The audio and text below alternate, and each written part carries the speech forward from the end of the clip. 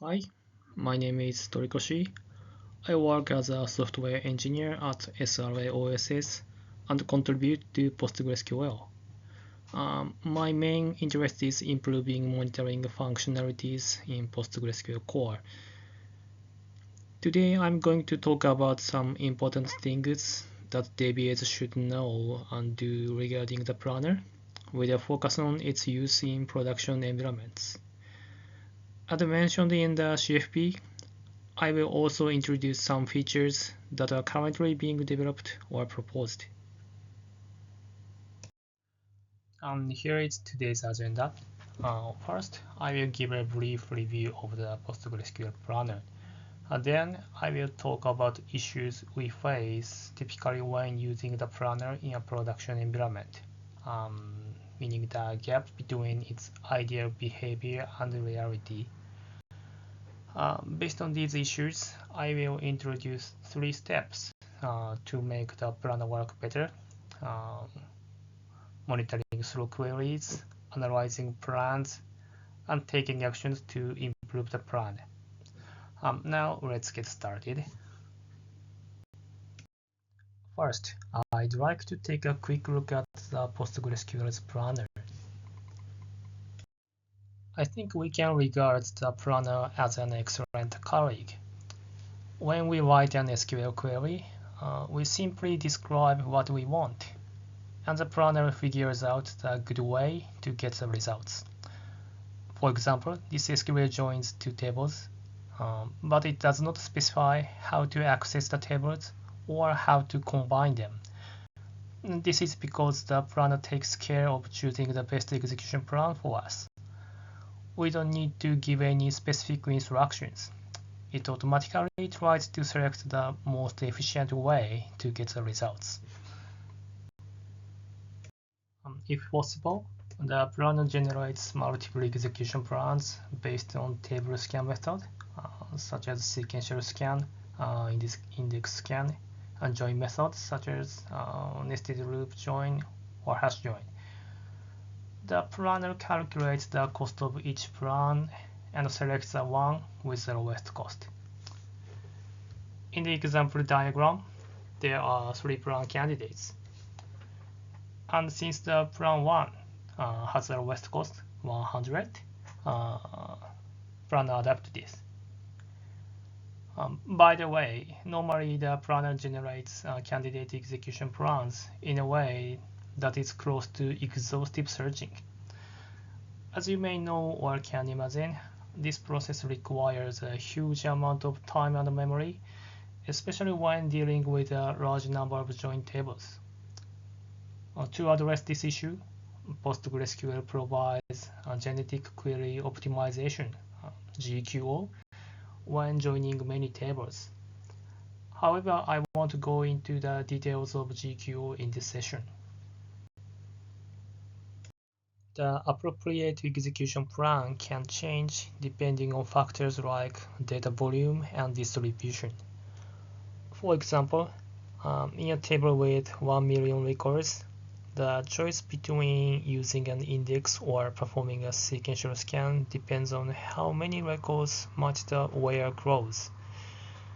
If only 1 record matches, using an index scan is usually more efficient. But if 500,000 records match, a sequential scan might be better. To know the data volume distribution, planner uses statistical information collected in advance. This collection is done by auto vacuum process or manual analyze. Also, as you may know, the cost of a plan is calculated by summing up the costs of individual components. Some GAC parameters, such as sequential page cost, random page cost, define this. Ideally, the planner devises the best execution plan. Users don't need to worry about how the query is executed because the planner takes care of everything. However, in reality, the planner doesn't always make perfect decisions. Sometimes it chooses a suboptimal plan, leading to unexpectedly long execution times. A query that usually runs smoothly may suddenly switch to a different plan and cause delays. Or a query that worked perfectly in the development environment may perform extremely poorly when executed in production. And these situations can create serious performance issues. There are several reasons why the planner may select a suboptimal plan. One common issue is that the statistical information it relies on does not always match the actual data. For example, this can happen when the table has undergone a significant number of updates or deletions, but the statistical information has not yet been updated. In such cases, the planner may still rely on outdated statistics, leading to poor plan selection and inefficiency query execution. Another factor is inaccurate estimation. For example, as the number of joined tables increases, it is said that the accuracy of cardinality tends to decrease. So when performance is critical, we can't rely entirely on the planner. Instead, we need to monitor its decisions and assist it when necessary. In a production environment, I think we need to follow a continuous cycle. This cycle consists of 3 processes. First, we need to monitor slow queries and execution plans. Then we find slow query. We analyze the plan to understand why it is slow. Finally, based on the analysis, we take appropriate actions to improve performance. And now let's take a closer look at each of these processes. The first process is monitoring. Let's take a look at how to check the execution plan of queries that have already run. And so how can we get the plan of the executed queries? One approach is to rerun the slow query using the explain command. However, this is not always the best option. The execution plan may differ from the actual one due to changes in statistical information, system resources, concurrent processes, or cache conditions. Additionally, checking query parameters and reproducing the exact same conditions can be time-consuming.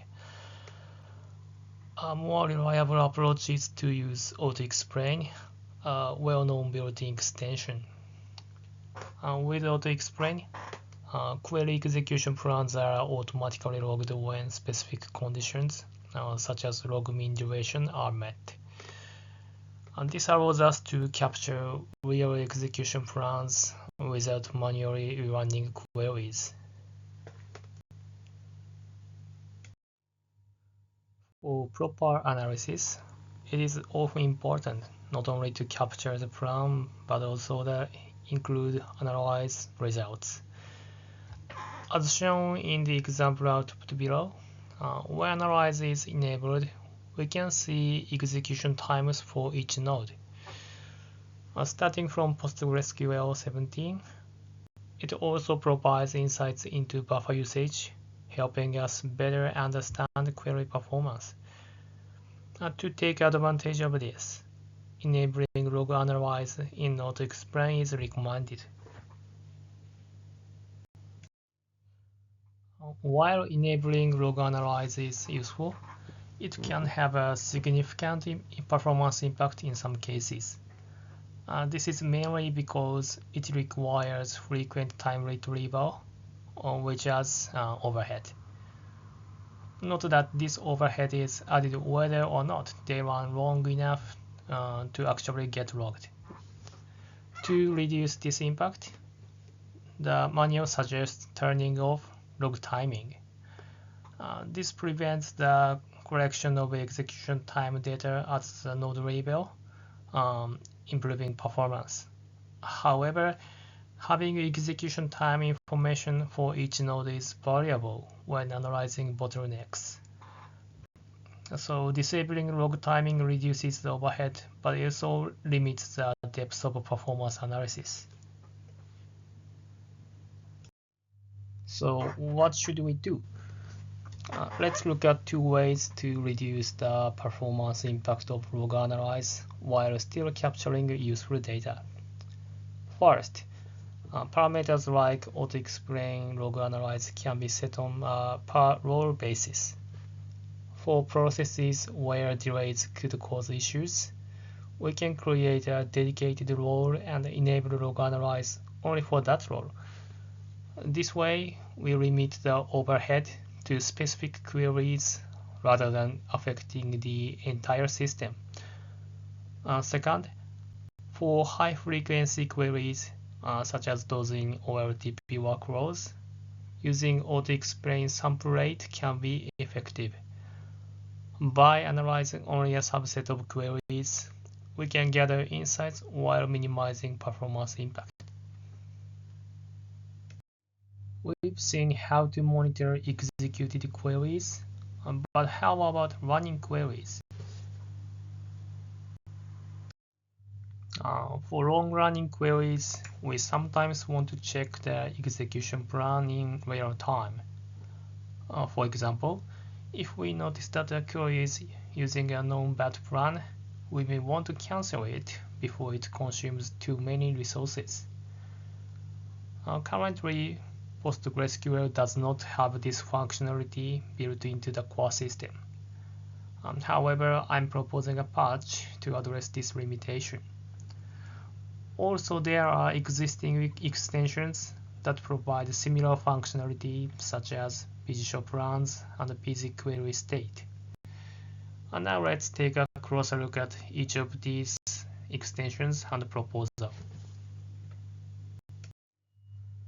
PGConf is an extension developed by Cybertech that allows us to view the execution plans of all currently running SQL statements.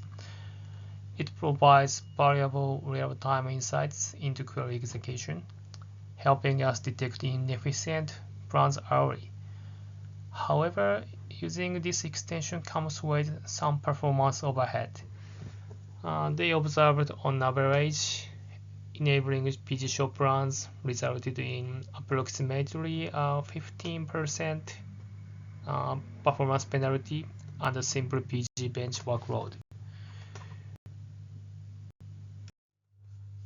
PGQueryState is an extension developed by Postgres Professional that allows us to inspect the execution plan of a query running under a specific PID.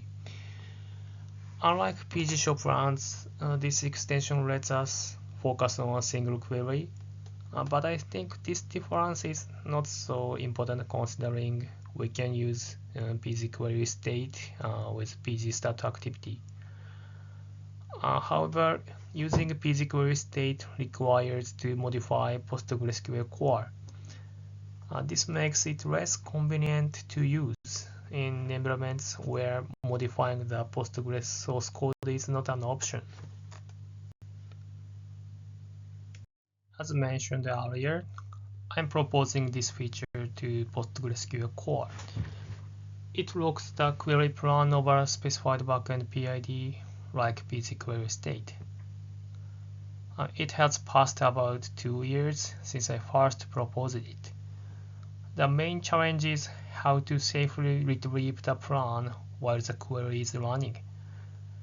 Explain is a rather complex process that involves catalog lookups and acquire various logs, making it difficult to capture the plan without affecting the ongoing query.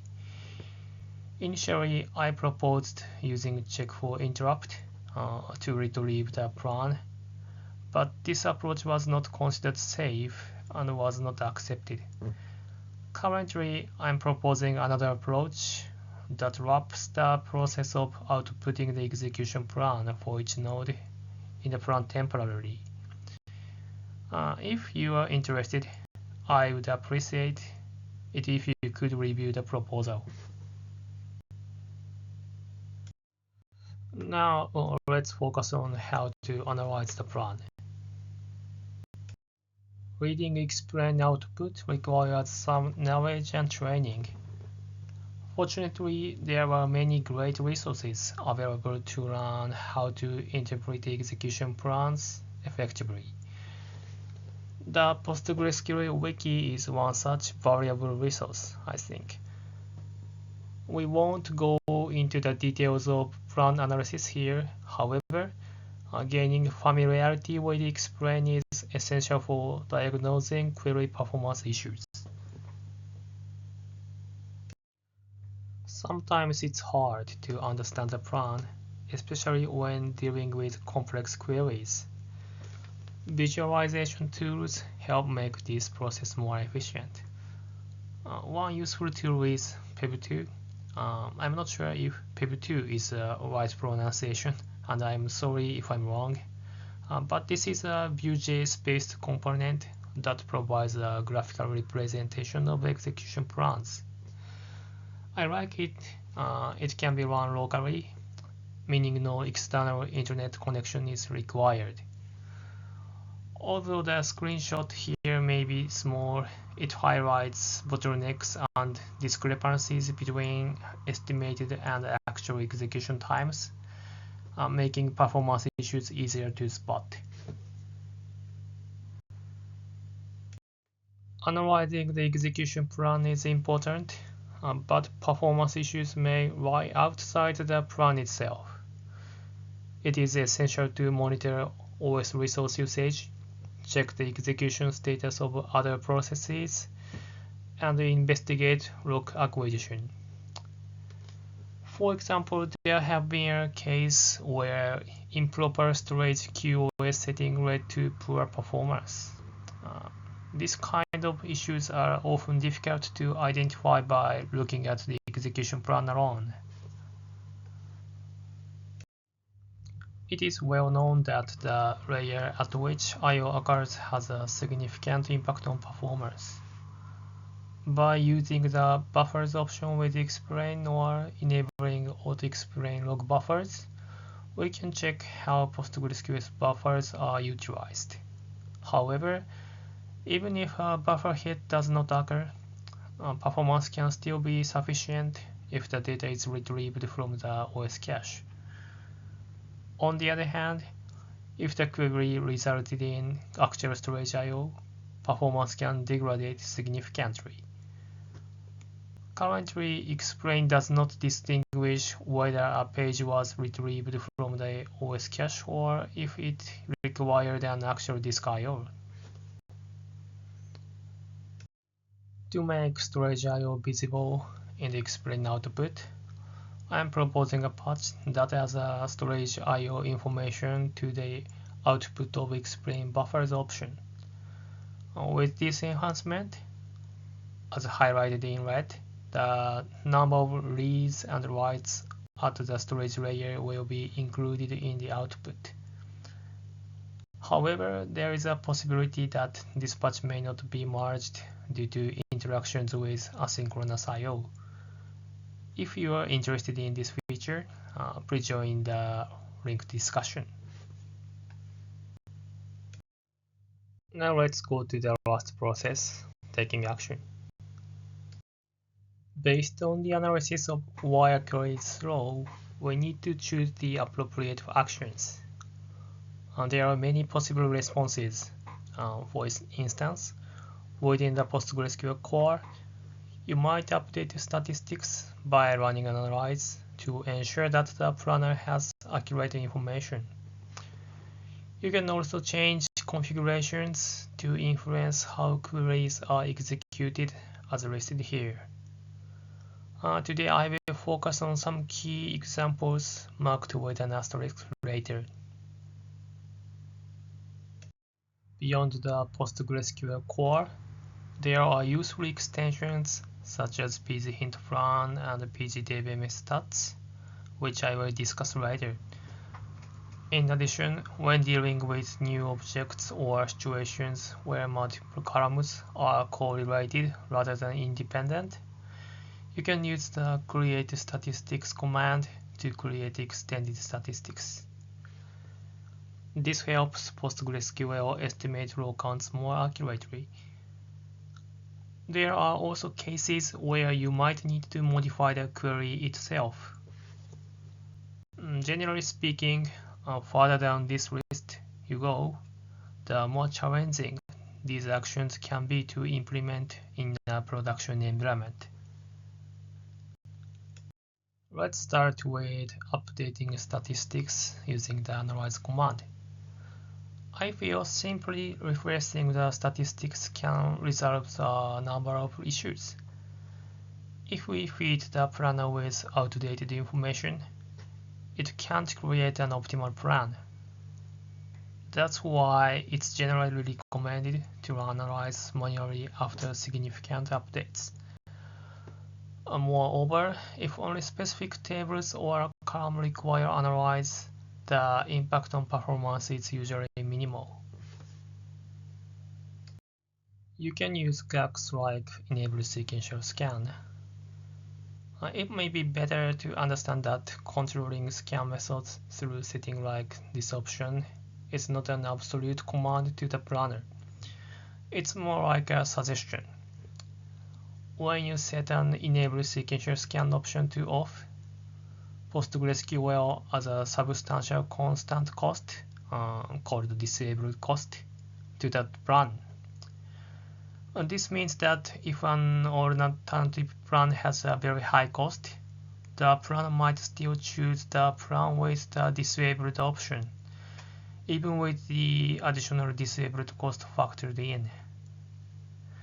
It may be a good news that this would be changed in version 18. From version 18, there is a possibility that the planner will first compare plans based on the number of disabled nodes before evaluating the overall costs. You can find more details in the commit log. I think PGHint plan is a well-known extension to control plan. It enables you to influence PostgreSQL execution plans by embedding hints within SQL comments. There are some typical cases. People say my hint is not working. First, we must place the hint clause at the right place. Note that PL/PGSQL has its specific restrictions. We can know it from the official manual. Additionally, PGHint plan is case sensitive, so the hints must match the expected case exactly. Another pitfall is that sometimes the planner may not even consider the desired plan as a candidate. In that case, hint clause cannot work. Moreover, if GEQO is active, you cannot control join methods or join order using PGHint plan. To distinguish whether the hint affects the planning, setting GC debug print to on would help us. Not as well known as PGHint plan, there is PGDBMS stats. This extension allows you to save and fake statistical information at a specific point in time. It's important to note that what is fixed is the statistics, not the execution plan. This means, for example, if conditions in where clause change, the plan may still change accordingly. Now let's go to the summary. The planner does a great job of optimizing query execution, but there are times when it maybe need a little help. It is crucial to continuously monitor our system to detect those moments when the planner requires assistance. By learning to interpret execution plans, we can take the appropriate actions to address any performance issues. Moreover, Understanding the various options available for plan improvement prepares us to enhance our system's efficiency. I think it is important to prepare before performance issues actually occur. Naturally, monitoring should be designed in advance. Also, understanding query plans may be hard without knowledge. Even if you rely on a support vendor, you need to have a contract in place beforehand. When it comes to actions you can take, adding an extension to a production environment later can be challenging. That's why it is best to prepare from the design stage. That's all. Thanks for listening.